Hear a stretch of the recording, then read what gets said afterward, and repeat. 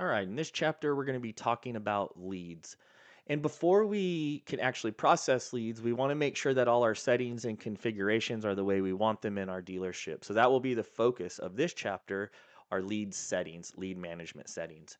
To do that, you'll come under customers and leads on the dashboard. And if you have the right permissions, you'll see the lead setting tile. I'll click that and that'll land me on the lead management setting page to general settings. Here you can see we have some simple configurations that you can toggle on or off, deciding whether you want to allow salespeople to view all the leads or not. If same thing with calls or direct lead links, you can set an expiration date. Within the lead process, there's a calendar that can be used by your team. Here you can set the hours that show on that planner from and to a default view for that calendar. If any days you're closed, you can hide them. You can see I've done that here. Pretty basic page. Probably one of the bigger pages you're going to use in this process here is the notifications and assignments. So this is where you deal with making sure that how they come in, who they're sent to, if you want auto reminders or auto replies to your customers. So if you notice up top, for automatic lead responses or anything sent from the system related to this lead, you can set who the default sender email it comes from, the sender name. You can see here I have toggle on in my dealership to use automatic lead responses. I would like my customer to get a response right away when they put in a lead. If you're wondering, well, where's that email at and how do I set it or see what it says, it's under dealership settings, and it's under your SMS and your email templates. You can find that there. We also have automatic lead assignment. So as things come in, as a sales manager or a business manager, however that process works in your dealership, you can configure a round robin, if you will, to make sure that leads are responded to quickly. And you can use these toggles over here to say, hey, when I get this lead type coming in, send this type of response, and the lead will be assigned to this particular user. And you can see in our process, once you add all the users, we will be using a rotating fashion between the selected users. So a bit of a round robin process. So when you go in and add them, if I add 3 of them in here, as leads come in, it will again make its way around constantly. You can also, and you can see you can do that for all the different lead types that you have within DX1. You can also add in assignment rules, things for rule types, the manufacturer, condition, rule criteria, um, select options, etc., like that. So just make sure you know that you have some good control over automatic lead assignments.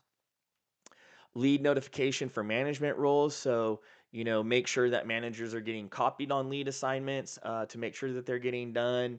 Try to keep those sales cycles a little bit shorter. Again, you can come down and set those toggles here, which users are going to get these notifications at the same time.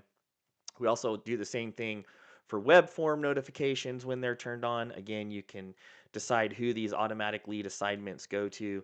And again, of course, we can do the same thing for major unit, or excuse me, online order notifications. In this case, this is major units.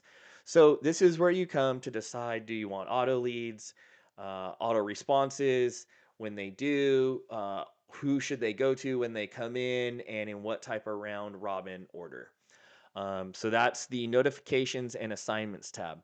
Now, after we've done that, it's pretty good to go ahead and hit save. Oops, I didn't set my salesperson, even though I had it here. Again, you can see DX1 making sure that you're using the right stuff.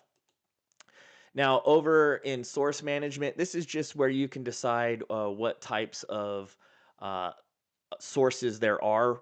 If you need to add a type of an ad source, maybe you're advertising on a billboard, you can call it Highway 52.